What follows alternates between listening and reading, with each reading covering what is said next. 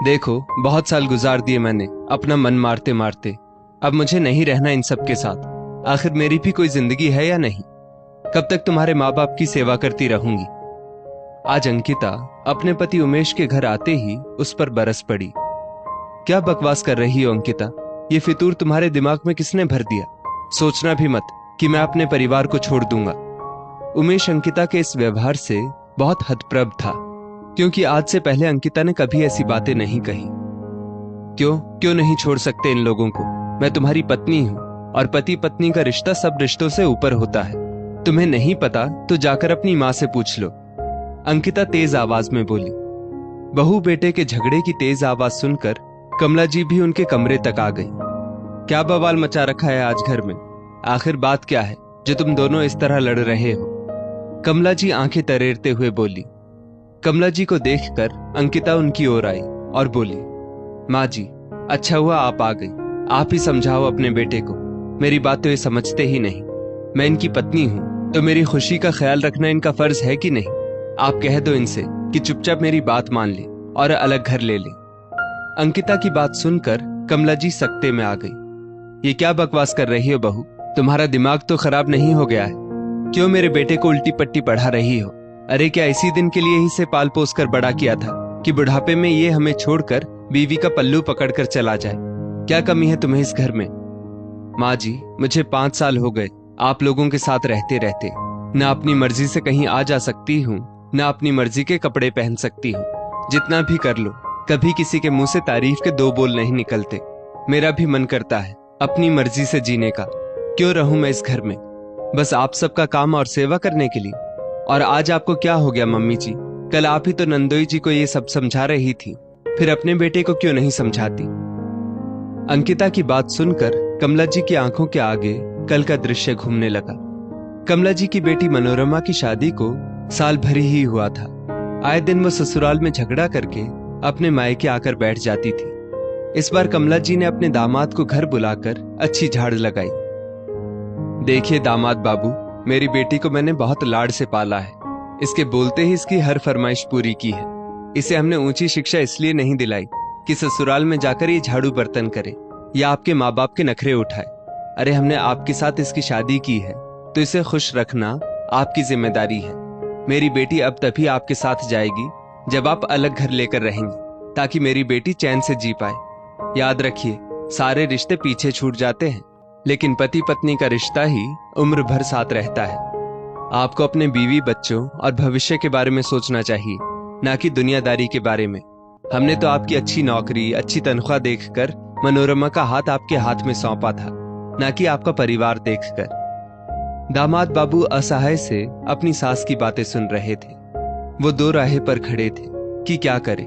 यदि अपनी सास की बात माने तो अपने परिवार का साथ छोड़ना पड़ेगा, और ना माने तो अपनी शादीशुदा जिंदगी दाव पर लगा देंगे। वो दुविधा में थे कि कैसे अपने माँ बाप को इस उम्र में अकेला छोड़ दे।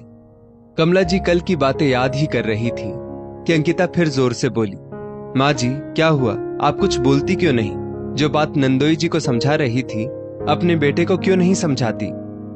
अब उमेश को अंकिता के अचानक से बदले हुए व्यवहार का कुछ अंदाजा हो रहा था। इतने में अंकिता ने अपनी सास से नजरें चुराकर उमेश की तरफ आंख मारी। अब तो उमेश को अंकिता के सारे नाटक की वजह समझ में आ गई कि वो आज ऐसा अलग व्यवहार क्यों कर रही है, लेकिन वो अनजान बनते हुए बोला, तब तो अंकिता सही कह रही है माँ। मैं भी थक गया हूँ सारे परिवार का बोझ उठाते उठाते।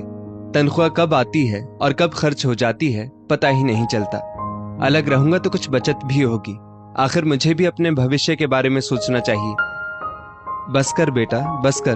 तू तो मेरा श्रवण कुमार है। आज से पहले कभी तूने हमसे ऊंची आवाज में बात भी नहीं की, और आज ये सब बोल रहा है। मेरा तो कलेजा ही बाहर निकल आएगा तेरे जाने के नाम से। वो तो मैं तेरी बहन की खुशी के लिए दामाद बाबू को समझा रही थी। कमला जी अधीर होते हुए बोली, माँ, अब तो आप बेटे और बेटी में भेदभाव कर रही हैं। माँ के लिए तो उसके सभी बच्चे बराबर होने चाहिए ना। आपको बेटी का सुख दिखता है तो मेरा सुख क्यों नहीं दिखाई देता? जब जीजा जी के माँ बाप अकेले रह सकते हैं तो आप लोग क्यों नहीं रह सकते?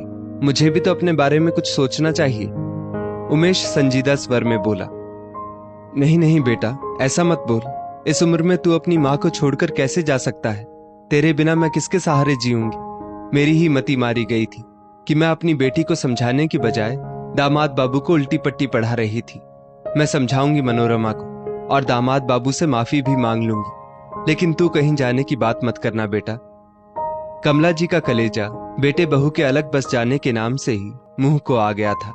वो बिल्कुल बौखला गई थी। कमला जी की आंखों में पश्चाताप के आंसू थे। मां की ऐसी हालत उमेश और अंकिता से देखी नहीं गई। अंकिता अपनी सास का हाथ पकड़कर बोली, माँ जी, हम कहीं नहीं जाएंगे। माँ बाप के बिना भी कोई घर घर होता है क्या? मैं तो बस आपको समझाना चाहती थी कि आप जो कर रही हैं वो गलत है।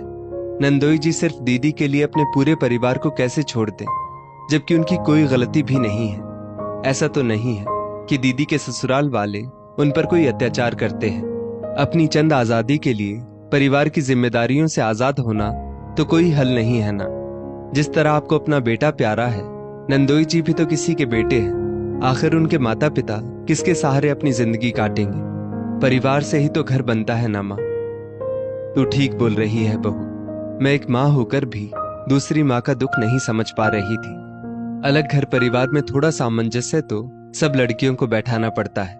मैं मनोरमा को समझाऊंगी, बस तुम लोग आज के बाद कहीं जाने की बात मत करना। दरवाजे पर खड़ी मनोरमा भी उनकी बातें सुनकर मन ही मन सोच रही थी कि गलती उसकी ही है।